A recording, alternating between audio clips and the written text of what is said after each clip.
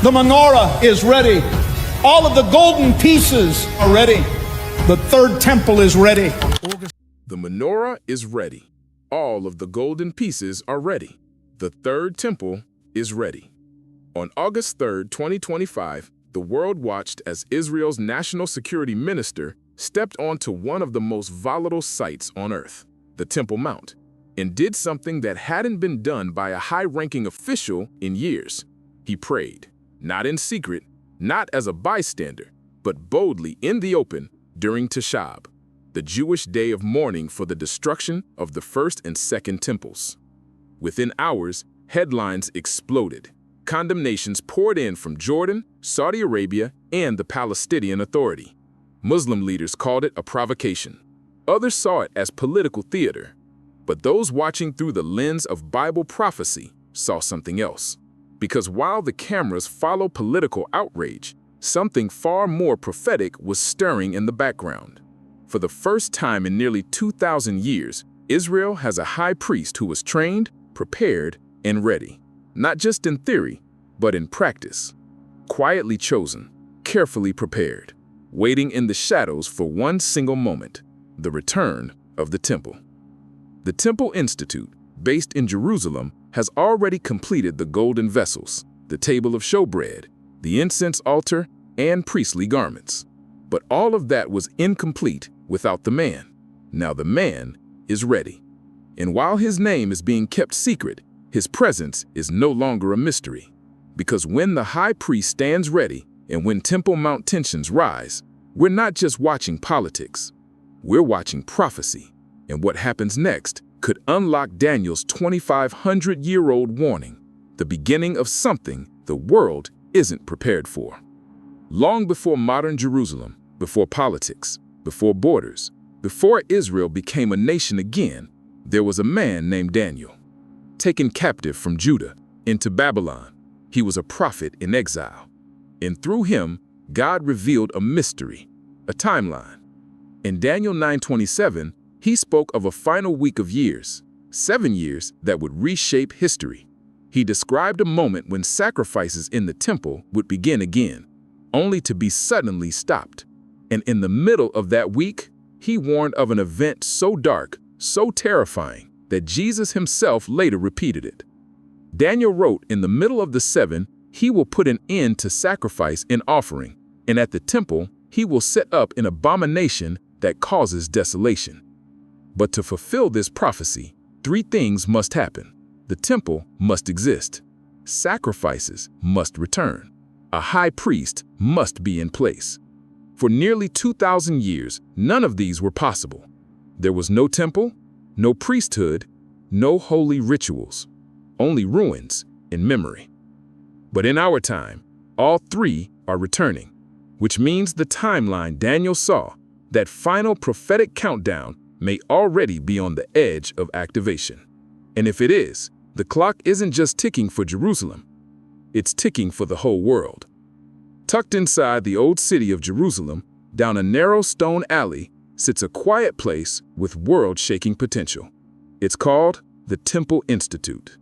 For decades, their craftsmen and scholars have labored to recreate every item needed for the third temple, down to the smallest gold utensils. And now it's done. The table of showbread, built to ancient biblical measurements, the incense altar, restored from pure gold, the silver trumpets, the Levitical garments, and even the 7-branch golden menorah valued at millions all sit waiting in secure vaults. This isn't a model. It isn't a prophecy simulation. These are real, usable items designed for real sacrifices in a real temple. But there's more. They've even created a replica of the Ark of the Covenant's outer shell, not to replace the original, but to be ready for its return. Because those behind the Temple Institute don't believe these are just museum pieces. They believe the temple will be rebuilt in our generation. But for everything they've prepared, one vital piece was missing until now. Because a temple is not complete without a priest, and it's powerless without a high priest. And in silence, without headlines, no press conference, no media spotlight. But according to sources close to the Temple Institute, The first high priest in modern history is now fully trained. He's a descendant of Aaron from the tribe of Levi, just as required in the Torah. He's undergone ritual purification, studied the ancient sacrifices, and rehearsed the Day of Atonement procedures, the holiest duties ever carried out in Israel. And he's not alone. The Temple Institute has also trained dozens of Levitical priests, all real men with verified genealogies. These aren't actors or spiritual performers. They're priests ready to resume the work, stopped in 70 AD when the Romans burned the temple to the ground. But why the secrecy? Because if his identity were revealed, it would likely cause international backlash, political chaos, and religious riots. Still, he stands ready. And this changes everything, because now, for the first time since the destruction of the Second Temple, the infrastructure of sacrifice is not just an idea, it's operational. All that remains is one final step, and it's the most mysterious of them all. You can't rebuild the temple rituals without cleansing the priests, and you can't cleanse the priests without the red heifer. According to Numbers 19, a perfect, unblemished red heifer must be sacrificed, and its ashes used to purify both the priesthood and the temple site from defilement. This ritual is so precise that if the heifer has even 2 non-red hairs, it's disqualified. For centuries, there were none. The ritual couldn't continue. But recently, something changed. Multiple red heifers have been born. Some came from Texas, flown into Israel under strict observation. They're now being carefully raised near Jerusalem, watched daily by rabbis and veterinarians. As of now, at least 2 remain qualified. Once they reach the age of 2 to 3 years and stay pure, they can be sacrificed. That means the final cleansing could take place soon. It's no longer a dream, it's a countdown. And when that moment comes, the high priest will no longer just be ready, he will be released. If there's one place on earth where history and prophecy collide, it's here, the Temple Mount. To Jews, it's the holiest site in the world, the location of Solomon's and Herod's temples. To Muslims, it's home to the Al-Aqsa Mosque and Dome of the Rock, the 3rd holiest site in Islam. And right now, it's a powder keg. On August 3, 2025, Itamar Ben-Gvir, Israel's national security minister, walked onto the mount and prayed. His action violated a fragile arrangement, one that bars Jews from praying at the site. The response? Fury. Leaders across the Middle East condemn the move as an act of war. But to watchers of prophecy, it wasn't just a political gesture, it was a signal. Because when the tension on the Temple Mount rises, the path to rebuilding the temple gets closer. And the more political voices clash, the more prophetic voices rise.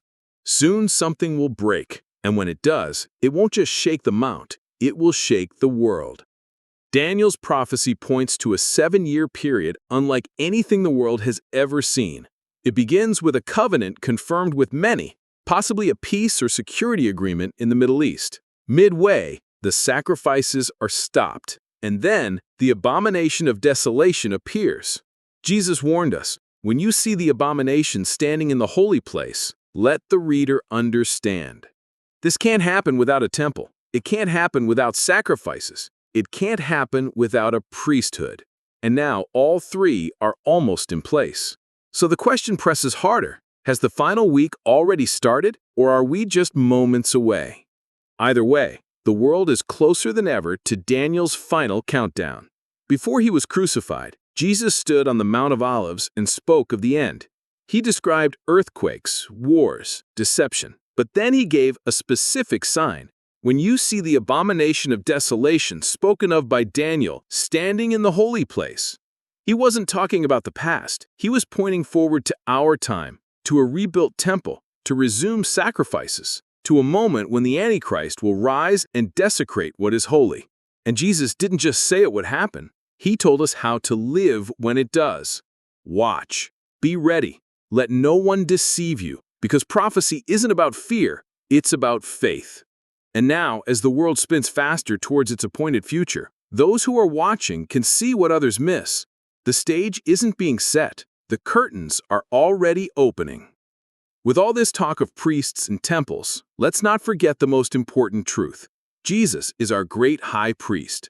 Hebrews 4:14 says, "Since we have a great high priest who has ascended into heaven, Jesus, the Son of God, let us hold firmly to the faith we profess. No earthly temple, no ritual sacrifice, no golden menorah can save a soul. Only Jesus can." But here's the paradox. These earthly signs, the high priest, the red heifer, the temple preparations, are all part of God's final warning system.